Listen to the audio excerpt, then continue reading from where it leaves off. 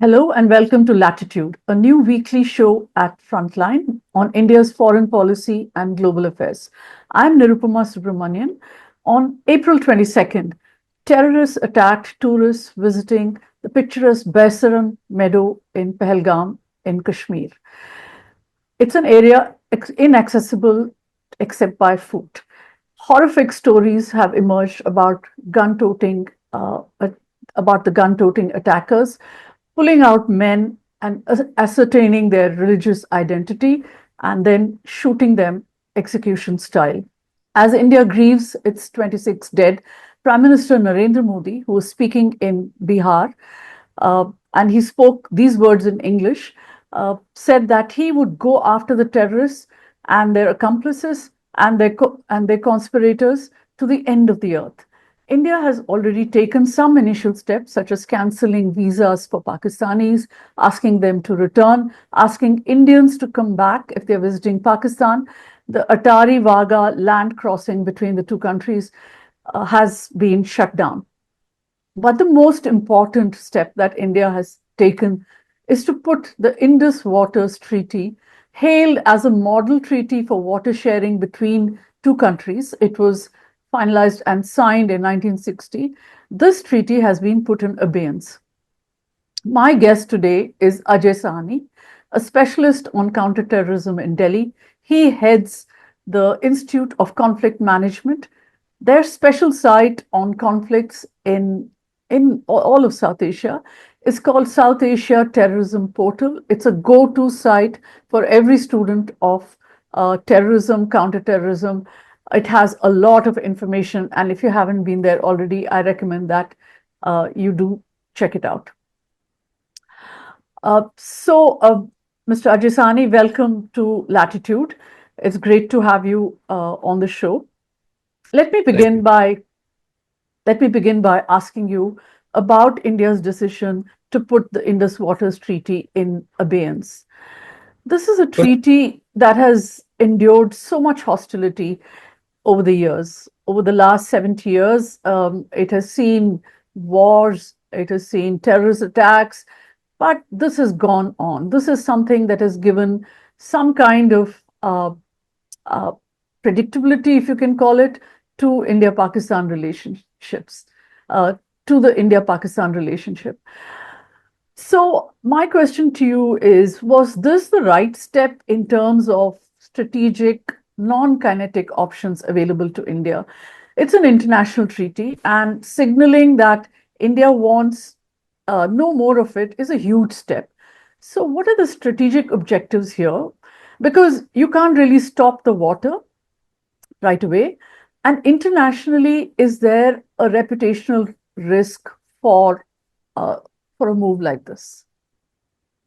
Well, I think in terms of messaging, this is perhaps the strongest of these measures, that the 5 measures that have currently been announced.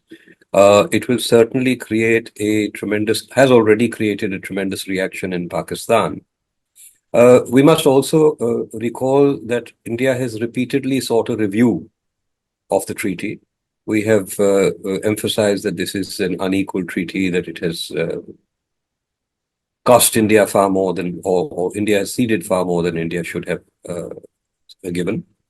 Given all that, I think this is a crisis that allows this to be brought more to the center stage of the discourse. We must also understand that this is not the abrogation, as you said, of the treaty. This is only a holding in abeyance. So it will create psychological pressures more than anything else.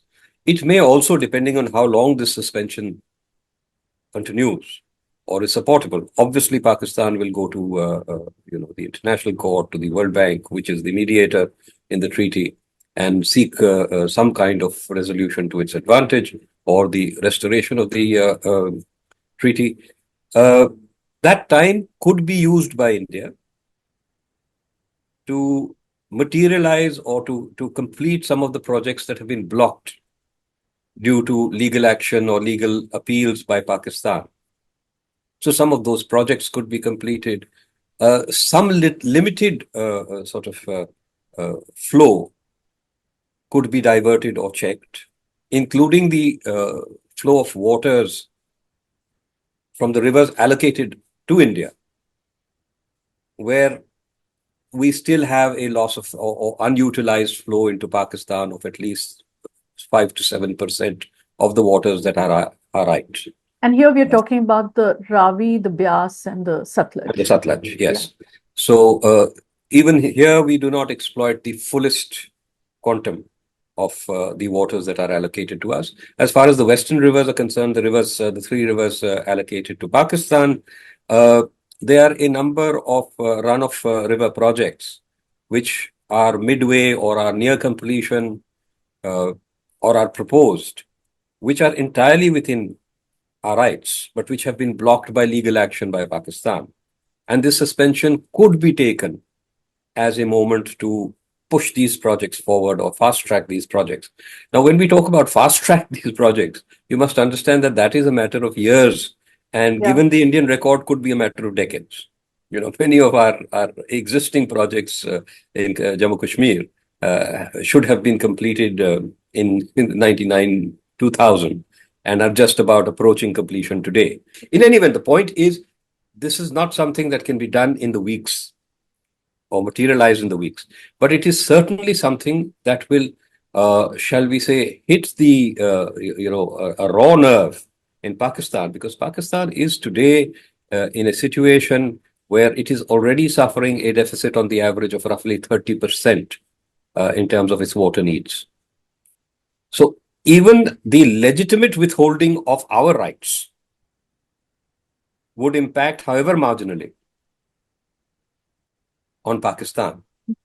And if we push or fast track those projects which are within our right, but which have been contested or efforts to delay them through legal action have been taken up by the Pakistanis, I think that would be significant in terms of the impact on Pakistan. So that's the only measure that is really something that, and you must understand that, I mean, the harshest responses have come to that move. They've said that any curtailment of the flow of waters will be seen as an act of war. Yeah, that's what Pakistan has said. That's what they've said. So where does it go from there? I mean, now is there who controls the next step in the escalation, really? They have said that if there is a curtailment of water flows, right. And as I said, the curtailment of water flows is something that will happen, in the years rather than in the days. Mm-hmm. So we are not looking at, as far as this particular move is concerned, we are not looking at a proximate crisis. We are looking at extremely aggressive posturing by both sides. There is no material content. This is very aggressive posturing. This is messaging. It is nothing more than that. Right. So, as you say, it also creates a lot of psychological impact on Pakistan, uncertainty for them about the water, especially. And, they are an agricultural country, and it's going to certainly have an impact if the waters are curtailed. It will be a huge impact. Beyond punishing Pakistan, what should be the objectives of any Indian response to this sort of thing? Punishment or, creating a psychological crisis in Pakistan can't be a strategic objective, isn't it? I mean, so what are we looking for in terms of a goal here? What do we actually want to happen? I really don't know. I think we're getting everything we want. We've brought terrorism in, we've almost completely contained terrorism. Of course, I mean, some of the government's projections and statements have been, in terms of security or strategic assessment, nonsensical. We have zero terrorism, peace has been restored, normalcy has been restored. This is not the language of security assessments. Mm. This is the language of political posture. This is boastful language. This is exaggerated language. It should never have been used. Unfortunately, there is this constant pressure to sort of feed a particular electoral constituency. And so this nonsense is spoken. and it exposes the government to shall we say, the accusation of failure. If you say zero terrorism, even if one person is killed, you have failed. So you should never have said zero terrorism. You should never have said normalcy. You should emphasize the realities of the situation, that we have come down from 4,000 fatalities to 127 fatalities, 4,000 fatalities, 4,011 fatalities in 2001 to 127 fatalities last year. We are now dominating Jammu Kashmir. But dominance does not imply complete absence of terrorism. We are moving towards that. Our forces have got, and this is actually an element of what has occurred on the 22nd.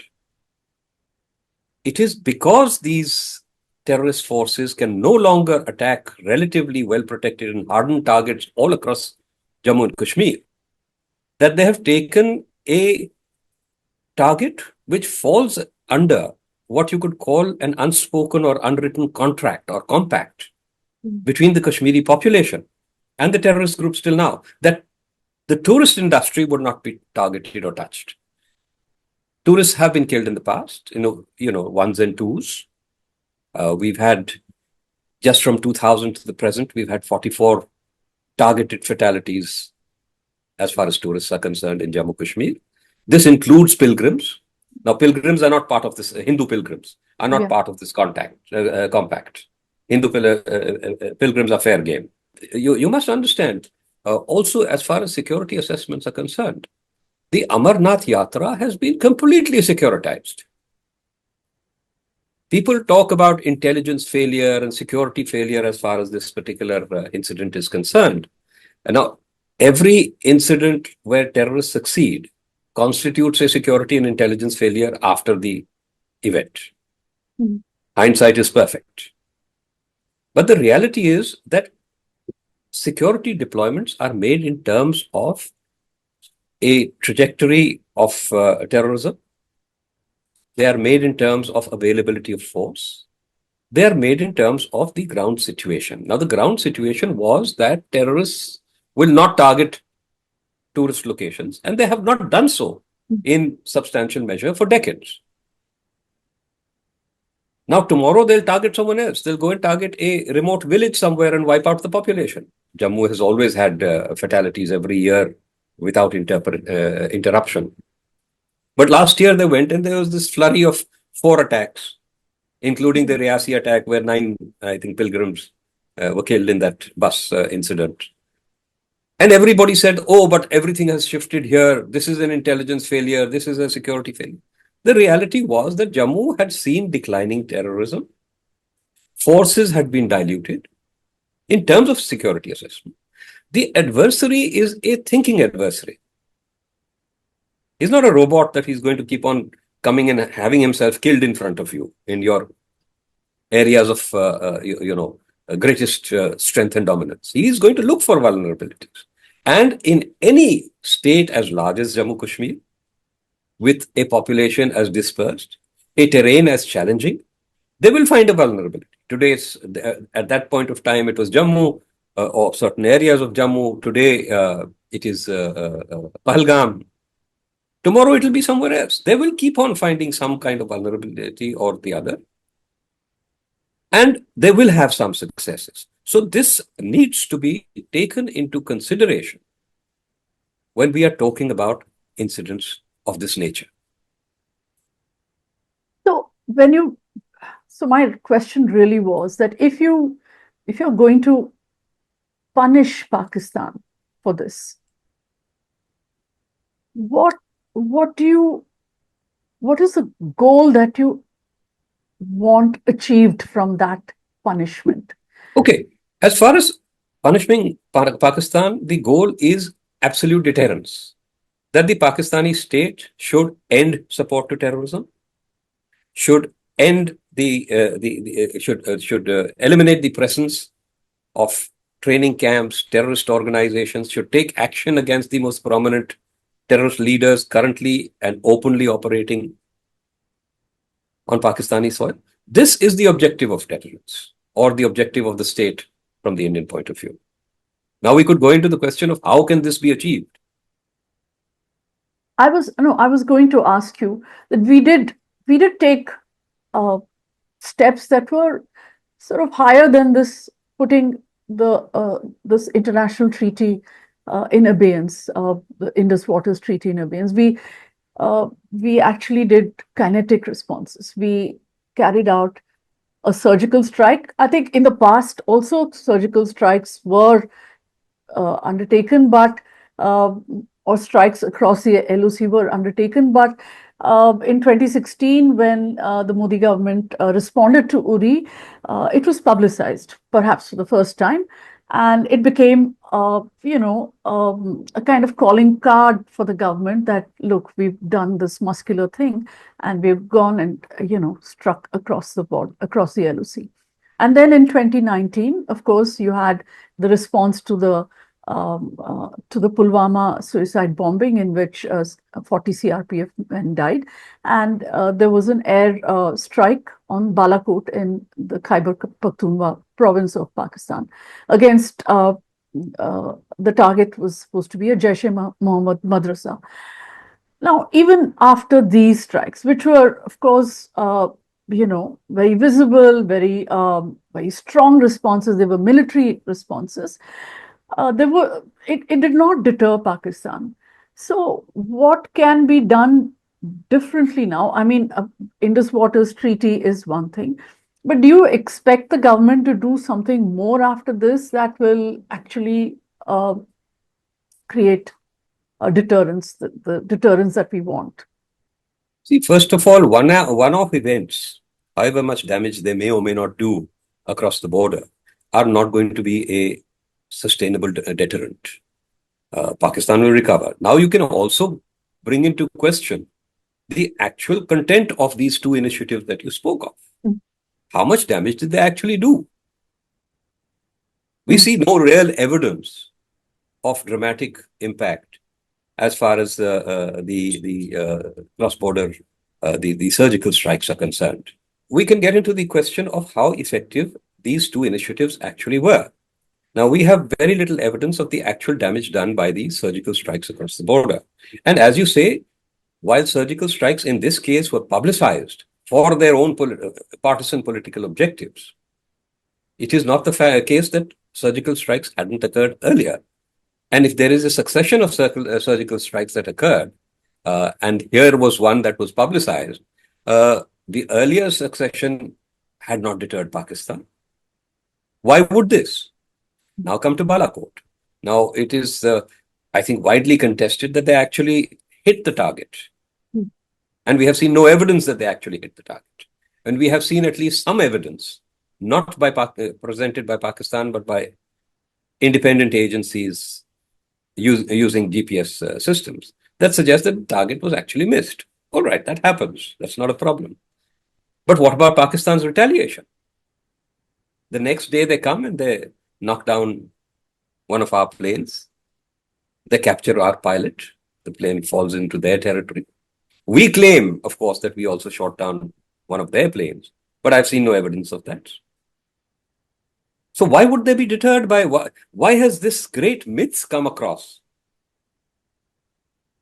that the surgical strikes, and by the way, after the surgical strikes, there was an escalation in terrorism. So how was it a deterrent? Oh, but we have finished terrorism after 2016. We had actually come down to a figure of 121 fatalities in 2012 in Jammu and Kashmir. 121 fatalities, the lowest till now. We still haven't gone back to that level. And then there was an escalation. And the escalation continued after the surgical strikes. Then in 2019, there was this contraction because the whole state was just put under, 24-hour curfews for months at end. But then there was an escalation again.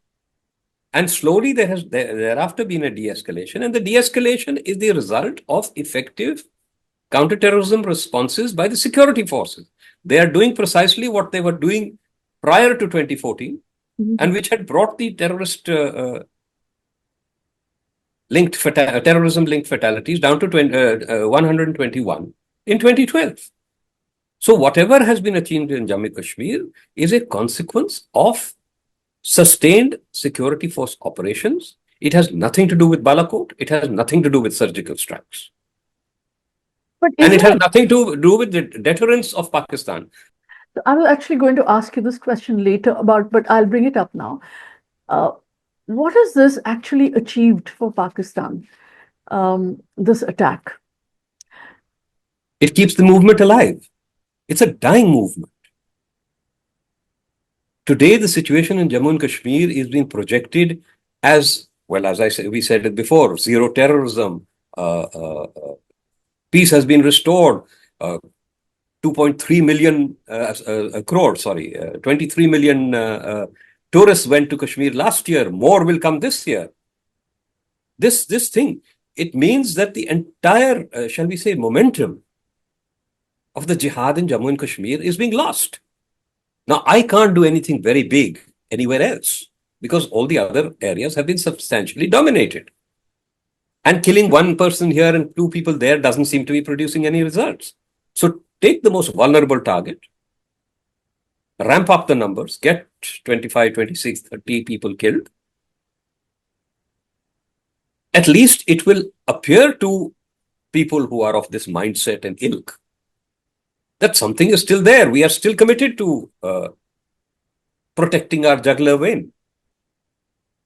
But is there a danger here for Pakistan? I mean, did Pakistan not uh, account for this risk that India could come back with a bigger retaliation than before? And that would be a danger to Pakistan itself, the state of Pakistan. They Of course, surely it's would a have danger. taken Look, that into account. look, the entire project is a danger to Pakistan. I had Yeah. written this more than 20 years ago that as far as India is concerned, Kashmir is a holding operation. Mhm. If we hold on to Kashmir, Pakistan will founder against its own overextension and its ambitions. We don't have to do anything much. We just have to hold on to Kashmir. And that has actually, in slow processes, happened. Pakistan today, they said they would balkanize India. They are on the threshold of balkanization. They said they would economically ruin India. They are on the edge of economic ruination. So as far as, you see, first of all, the problem with us is that we look at these things only after a major incident. And then our whole focus is, why now? In any ongoing protracted conflict, every time a shot is fired, you don't raise the same question again. Why now? Hmm. It's because Asif Munir made a speech and he was ranting. Nonsense. I think 90% of people or 99% of people who are talking about Asif Munir's speech haven't even heard it. Asif Munir said nothing that had not been said hundreds of times earlier. If he spoke of Kashmir as the jugular vein for Pakistan, well, Musharraf also spoke of it as the jugular vein for Pakistan. And Musharraf has many, many supporters in India. Yeah. So there's nothing new. He said nothing. He spoke of Pakistan as a great civilization and a better people. We are Muslims, they are Hindus, we are basically different. But aren't we saying the same thing? Aren't we saying we are Hindus, they are Muslims, they are different? There is nothing in this speech. Number two, the speech predates the incident by 3 or 4 days. 4 days. Do you think an operation of this scale could have been set up in 4 days? Do you think Pakistan has such control and dominance that they can set up an incident of this nature in 4 days? That Munir made a speech and these guys came and bumped off 26 people. If they could do that, there would be hundreds of incidents of this nature in Kashmir today. Also, So much of the interpretation, if I may complete this, yeah. Much of the commentary, much of the interpretation is based on absolute ignorance and a failure to recognize that this is a protracted conflict. And in this we are so obsessed with the idea of projecting our victimhood that we fail to recognize that in this case, we are not the victims, we are the victors. We are winning this war. We have already covered an enormous distance towards victory. We are in the last phases. Pakistan is losing this war.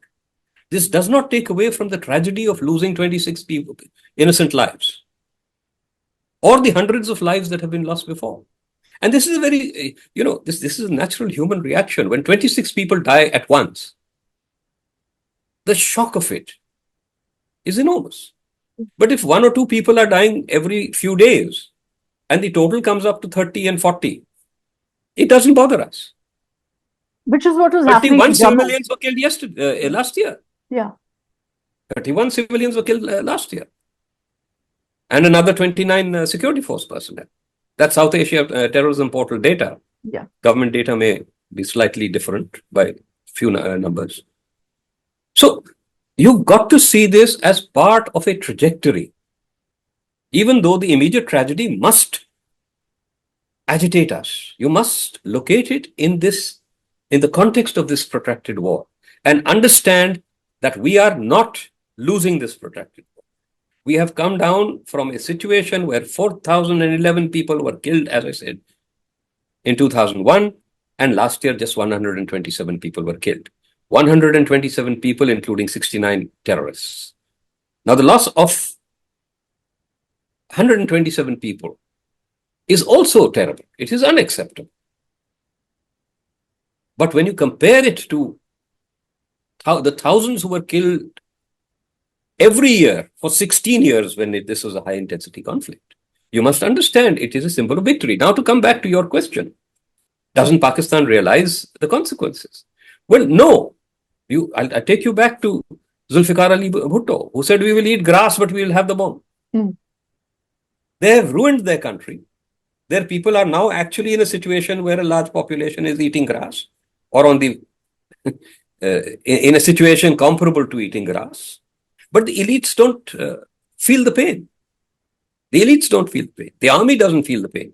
The Fauji Foundation doesn't feel the pain, which is, controls probably half the GDP of the country. So in a situation where, Asim Munir is clearly seen as a villain in Pakistan, and if this is going to impose more hardship on Pakistan, where does that leave his leadership? So I'm just wondering if this is not going to this attack is not going to play back on his leadership and, destroy him in that sense. No, the attack itself will not. The attack itself will reinforce his visible commitment to the Kashmir cause, which is a popular cause as far as very substantial segments of the Pakistan population are concerned. So there may be a momentary advantage. Now, depending on what we do over time as a response to this attack, if we are effective, then he will be weakened. Not only he will be weakened, the army will be weakened. This is important. It's not about Munir. I keep on trying to emphasize this. Munir is not a departure from the past. He may be a mullah general. He may be a hafiz. He may know half the Quran or the whole of the Quran by heart. I don't care. He is not doing anything that is different from his predecessors, from a succession of his predecessors. The Kashmir cause is a cause that is at the core of the Pakistan army and substantially at the core of Pakistani politics. To focus in on Munir, to demonize Munir as something unique, will serve no purpose except the purposes of partisan politics in India. Right. Because whoever comes next is not going to do anything different. But coming back to the loss of credibility, not because of Kashmir or what is happening in Kashmir, but because of the internal situation and what the Pakistan army has done over the last several years, and particularly with Imran Khan, but also with other prime ministers preceding, the continuous intervention in politics, and then the increasing loss of control in Balochistan and the Khyber Pakhtunkhwa areas, where insurgencies and terrorism are taking a daily toll. The Pakistani army is today at the lowest ebb of its credibility. As I said, Now, this may be impacted by our responses, depending on how effective our responses are and how ineffective their counters are. Because if we do a Balakot and our plane is shot down and our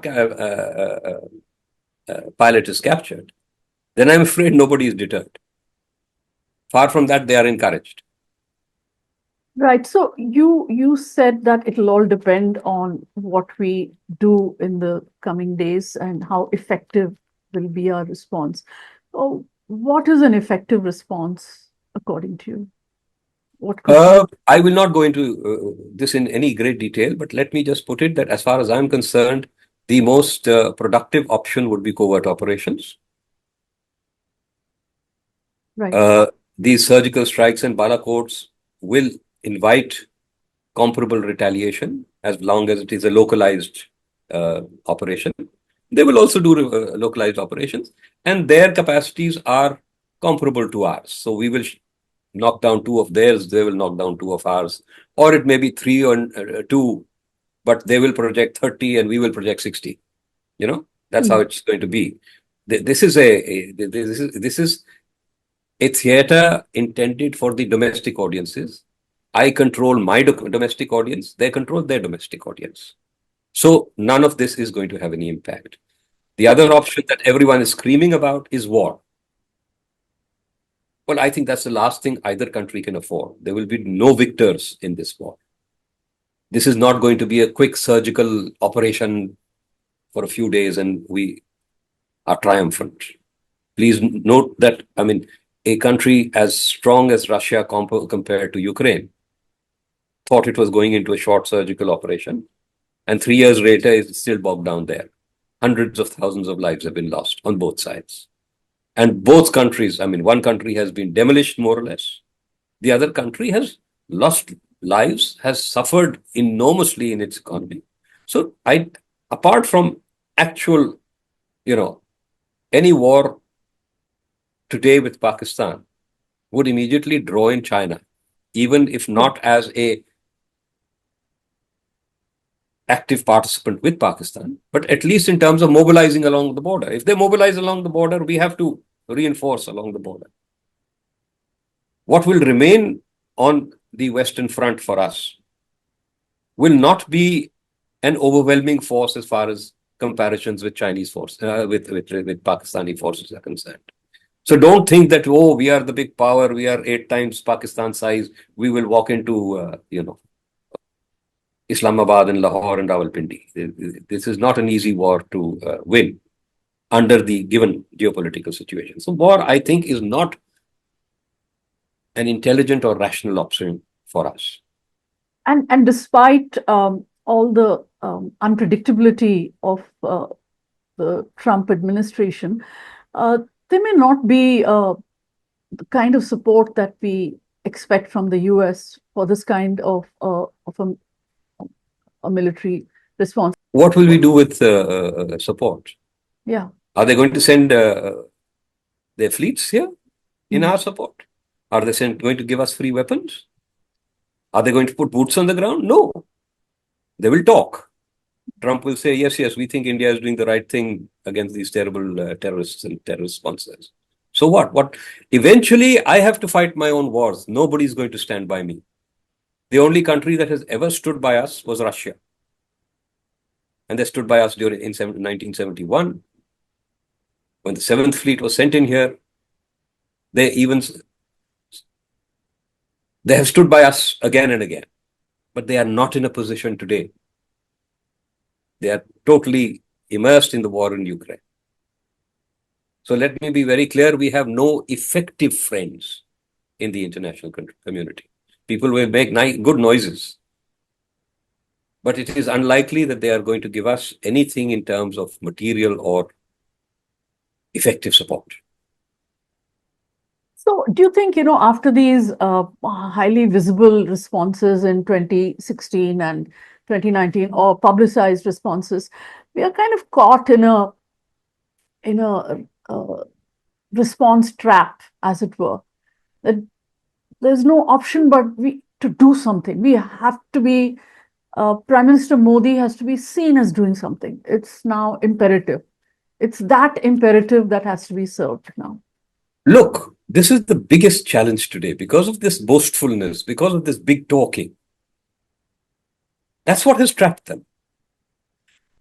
As I said before, the most effective options will be covert. But the essence of covert operations is that they are covert. If you go talking about them, they will lose their impact. You can do enormous harm to Pakistan, but you cannot speak of that harm. And the problem with this government is that they want to cash in terms of partisan political gain on everything that happens. If they are dead bodies, I want to be seen with them. I want to be seen with the coffins draped in the Indian flag. If there is a operation, minor or major, I want to be seen as its architect. They have trapped themselves in a situation where being seen to have done something is more important than having done something effective. I have no solution for that. This is their failure. This is their calculus. This is their problem. And if this government is today in a bind, it is its own, a bind of its own creation. Otherwise, there are multiple options available. Pakistan is at its weakest today. And India is relatively in a very strong position on any number of parameters. It is very easy for us to accelerate the processes of weakening Pakistan in many dimensions: political, the ongoing insurgencies, the ongoing terrorist movements, economic. All this can be targeted, but it must be targeted covertly, and you cannot strut about saying, "Look, I did this, I did."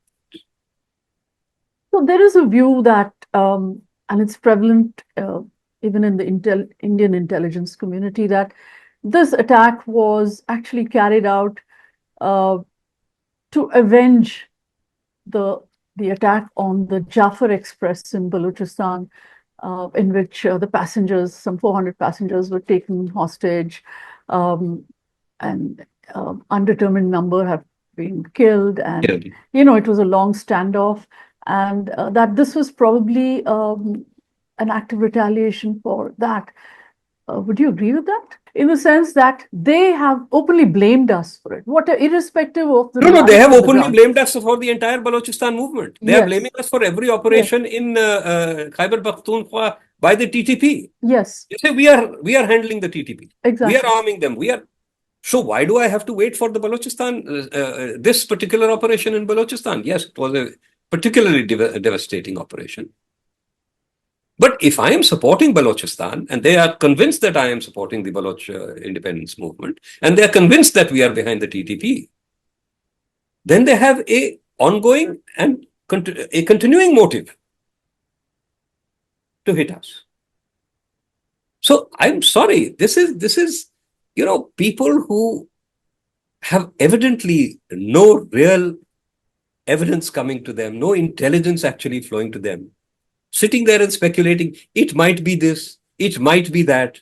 Munir said jugular vein, that is why this happened. Oh, Balochistan happened. They are trying to, Vance was here, so this happened. This is people after the event trying to create correct connections. This is not intelligence. Intelligence means that we have somebody sitting in military headquarters who has told us that a decision was taken after the Balochistan train attack that we would do something important or significant or dramatic in Kashmir. That's intelligence. Let anyone in the intelligence community come and suggest that yes, that we did have hard intelligence of this nature. No, beyond that, everything is possible. It could be, some people say, because Pakistan is in so much internal trouble, so it is doing it. When Pakistan was not in internal trouble, they were doing so much more to harm India. It's ex post rationalization. It's not intelligence, it's ex post rationalization. And there are all these people sitting around saying, oh, it could be this, it could be that, it could be anything. But it's an ongoing war. It's a war that has gone on for more than 35 years. Every time somebody is killed, you don't sit down and start saying, why are they doing this? They're doing it for the same reason that they've been doing it for 35 years. Because they want to take Kashmir. They have no other instrumentalities but terrorism. And everything they do is intended to promote that end. Is it effective in doing so? That's a different matter. Obviously, it has failed. But they're clinging to the last hope that they may be able to revive the movement, or at least not allow the movement to die. Perhaps 5 years down the line, 10 years. Because if the movement completely dies, it will become nearly impossible to revive it. That is to be understood. It is much easier to sustain an ongoing movement than to start or restart a movement that has ended. So they would like to keep it going somehow or the other. And this is one more operation to keep the movement going in Jammu and Kashmir, and hope that somehow or the other, some future situation in India will allow them to escalate to a point where Kashmir once again blows up into a mass insurgency. Yeah, but this, the bigness of this attack, as you pointed out earlier, the victims who were tourists, and earlier there was this compact that tourists would not be, they would not be targeted. So the significance of that is, you're saying there's no particular significance to No, not at all. Not at all. Let me tell you why. First of all, they targeted the tourists because, one, they want to disrupt this whole idea of normalcy in Jammu and Kashmir. Two, because it is the only soft target that they could access. Number three, please understand, in any terrorist attack, you cannot calculate how many people are going to be killed. Any terrorist attack that occurs in Jammu and Kashmir could kill 30 people. They're coming with automatic weapons. They're coming with explosives. They're coming with grenades. So it's always going to be opportunistic. Just one moment. The actual death count is a consequence of precisely what you were going to say. Opportunities, the ground situation, accident. Look at the Riyasi bus attack. 2 people were actually shot. Yeah. Including, unfortunately, the driver. And the bus ran off into the khad. So another 7 people were killed. Not by the terrorists, but now you could say the bus had stopped after the first firing. Perhaps all 58 people in that bus. I think the number was 58, but I'm not sure. But the entire busload could have been killed. Exactly. But it didn't happen. Did army headquarters in Rawalpindi say that only kill 2 people, only kill 9 people when they roll into the khad? These are not things that can be planned. You cannot plan that 26 people will be killed. All you can do is instruct your people. Here is, and that is also not something that comes from Rawalpindi or from the handlers, whether they're Lashkar handlers or whoever it is. The actual strike team is given generic instructions that go into areas which are vulnerable, recce them, stake them out, make a plan, because nobody sitting in Rawalpindi or can sort of detail the minutiae of how this is going to go about. This is done by the local team. So they will do the recce. They will say, all right, this place is vulnerable, and I think we can do a big incident. But depending on circumstances, this incident could be 2 people, it could have been 80. You have heard so many stories of people saying, oh, we were lucky because for the moment we just went off here. My bus got delayed. My horses didn't come. Otherwise, we would also have been killed. So it could be 26, it could have been 2, it could have been 200. So this nonsense, that's what I'm trying to say. Trying to impose a pattern after the event does not explain the event. You know, we've been speaking about, you know, orders from the Lashkar or whoever.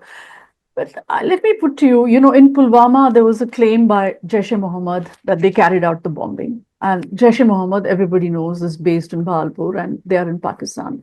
In the Mumbai attacks, there were all these phone records. This one has been claimed by this group called the Resistance Force, which our Right. security agencies believe that it's a proxy of the Lashkar-e-Toiba. How much of an evidence gap is there between, you know, this? I mean, how much of an evidence gap needs to be filled between the TRF and uh, calling it an attack by the Lashkar-e-Toiba? Depends on whom you are going to. If you are trying to tell me that we have to prove this connection to Pakistan, then there is no quantum of evidence. Even till today, the whole world has come to the conclusion. Two people have been convicted, or at least one person has been convicted. Headley has been convicted in America in a system that has got nothing to do with India and India's allegation. In the 2611 case, that person's testimony tells us that this was all planned in Pakistan. It was planned by the Pakistani army and everything. We have been telling Pakistan that please bring all these people to justice. They say, but you have no evidence. Who are you trying to prove it to? Or we are trying to prove it to the international community. The international community doesn't care. They're not bothered with your problems. So what you have to understand is proof is not the issue here.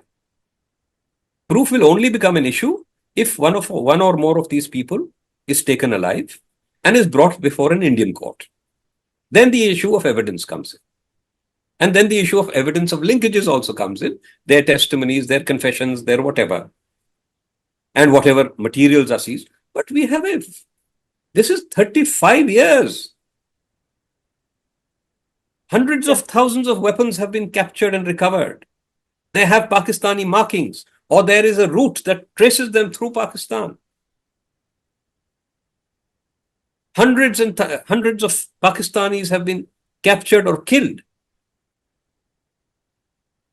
So, if you keep on saying, oh, but there is not enough evidence, the answer to that is you don't want to face the evidence. That's all. I have no doubt in my mind.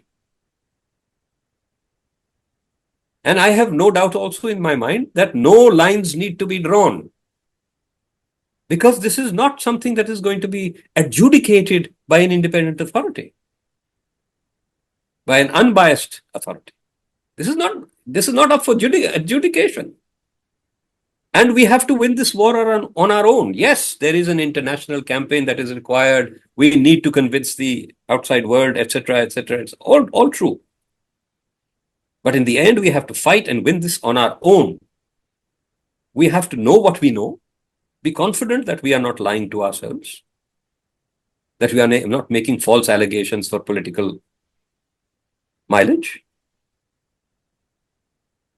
and then take action against those who we have identified through evidence that is satisfactory to us. That's what needs to be done.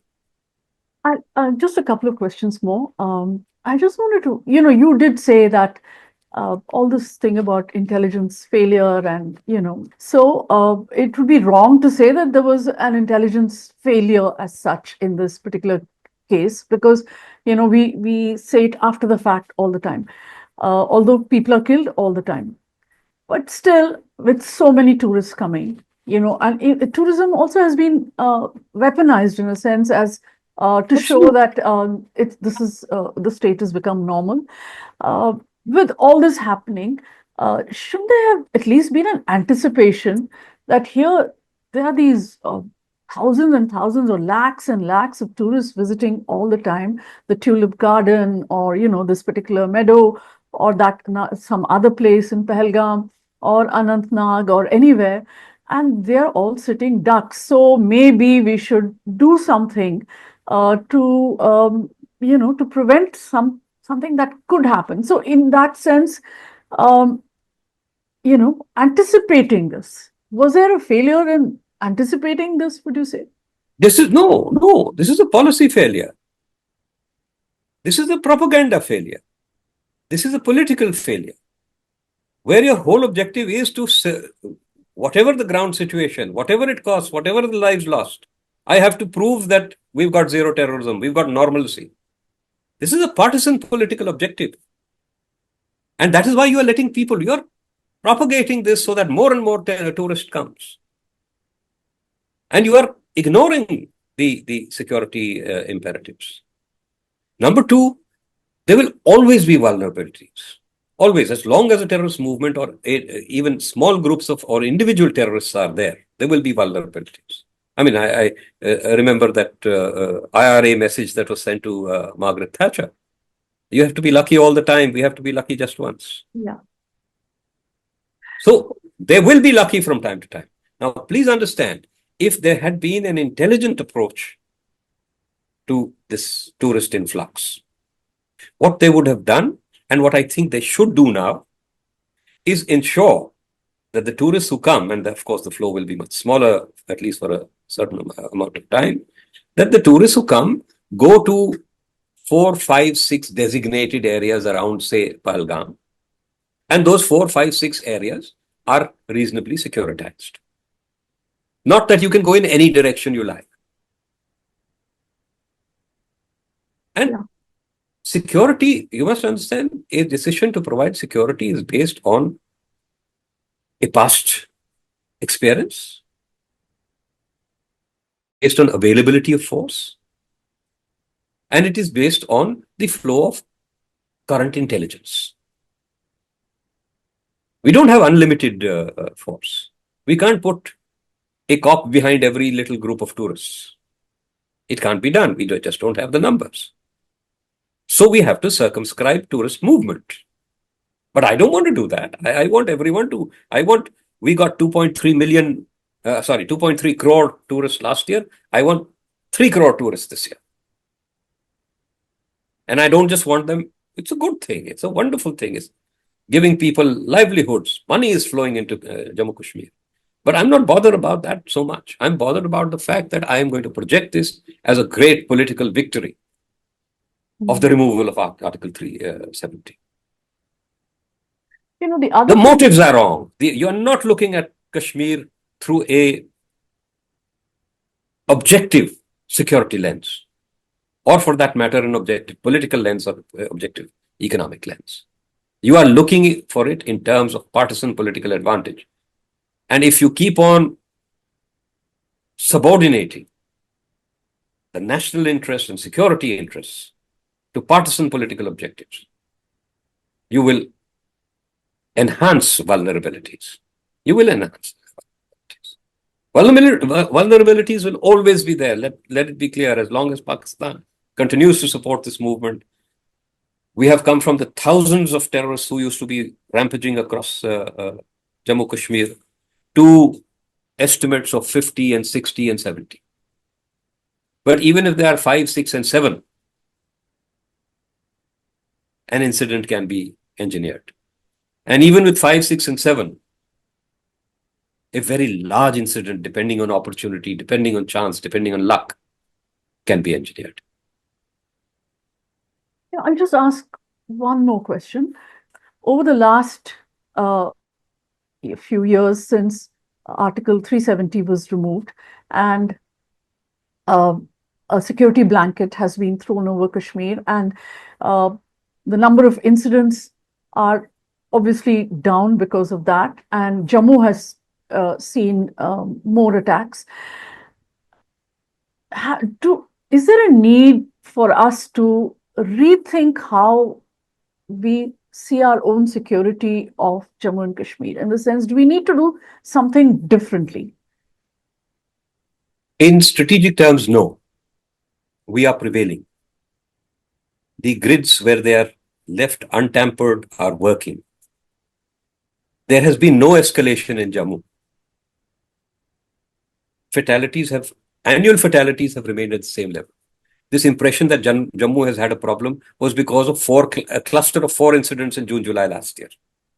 And after that, very little has happened. Individual incidents have taken place, but mostly those incidents are of security force initiated incidents in which terrorists have been killed. And the security forces have taken a few hits as a result of their own the vulnerability of a group that is in pursuit.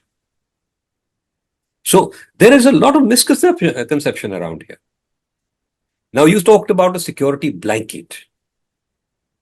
And a security blanket gives you the impression of, well, I can put my head under a blanket and my feet under the blanket, and there's no warm air coming in. There's nothing called a secure. I mean, we use the term security blanket, but it's not a blanket. It's a net at best. And something or the other will creep through that net. And it's a very effective net. I can't emphasize this enough. We have come from the thousands of fatalities a year to 127 fatalities. But would We you had say come down even to 121 fatalities in 2012. But So would you this is say that working. 100 people infiltrating the border? 100 people are not infiltrating the border. This is what army generals have said. I mean, the Not anymore. Not in the last years. Infiltration is down to middle double digits or lower double digits. There have been months in which they have said zero infiltration. I have no way to validate these figures, but there have been assertions of zero infiltration, single digit infiltration. But the point is, a few people are coming on. If you see the estimates of terrorist strength in the valley in Jammu Kashmir today, they're talking about 59, 60 terrorists. I used the figure that was a little older. It was 59 terrorists. 59 outsiders and 17 locals. And more recent figures say 60 total active terrorists. Look, understand that in Jammu Kashmir, what is happening today is a sustainable level of terrorism indefinitely. However much security you bring in, there will still be some limited recruitment. It may be 4, it may be 5 people in the year. And there will be some infiltration. It may not even be across the border. There was a time when they were using the Nepal route to come in here. They will use other routes. They may use the sea route, travel across the country and come into Kashmir. So a handful of people can be brought in. Weapons can be thrown across the border on drones. So zero terrorism is a ridiculous idea, given the situation, environment, and Pakistan's intentions. But the security grid, now you said, do we need to do something different? We have to do something different every day. The adversary is adapting. We will also have to adapt to his tactics. We will have to adapt to his geographical shifts. We will have to adapt to the shift in targets. Today, they are targeting outsiders, workers, laborers. Tomorrow, they go to a vulnerable area in Jammu. Day after, they hit tourists in Pahalgam. He is constantly, as I said, this is not a blanket, it's a net, it's a grid. And to say nobody must be able to get through this grid, and if somebody gets through this grid, after the event, everything is an intelligence failure, everything is a security failure. But an actual intelligence failure is when you have intelligence of an impending operation, intelligence in which operational responses can be planned, and you fail to act. What happened in Sri Lanka was an intelligence and security failure. The targets had been defined. The time had, not even only the date, but the time had been defined because the Indian side had been listening in to their conversations. And action was not taken in the Easter bombings. That's a security failure. That's an intelligence failure. The fact that somebody managed to get through your grid. Now, of course, there's I've just seen this on some channels and interviews and things like that we had intelligence on these people's movement. What was the nature of the intelligence? I'll tell you, intelligence agencies and operatives, whether of the local police or of the center, do a great deal of what could be described as covering your own bottoms.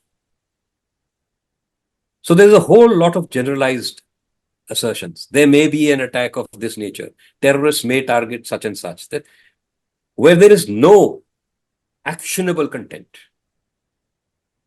And when an incident of this nature occurs, they will selectively extract those lines and say, no, but we said something like this could happen. The point was, did you identify a movement? Did you say 3 terrorists have been seen moving across such and such area? This is the last point of contact with them. And they could move into A, B, and C target areas. That's actionable intelligence. And if that actionable intelligence had been passed on to local authorities and to the security forces over there, and they failed to respond, then action should be taken against them. That's an intelligence failure. That's a security failure. There may be an attack. Is not an intelligence input. It's not a credible intelligence input. It's not an actionable intelligence input. I can tell you there can be an attack anywhere in Jammu and Kashmir. On tourists, yes, their tourists have been attacked before. In Pahalgam, 2 tourists were killed, I think, last year. A couple from Jaipur. Ajai Sahni, thank you so much for your insights. This has been a very fascinating discussion on a subject that is really important. We don't know what's going to happen in the next few days and where the steps that India has taken are going to lead us and what next the government of India will do. But for now, thank you very much for your time. It was a pleasure talking to you. Thank you for having me.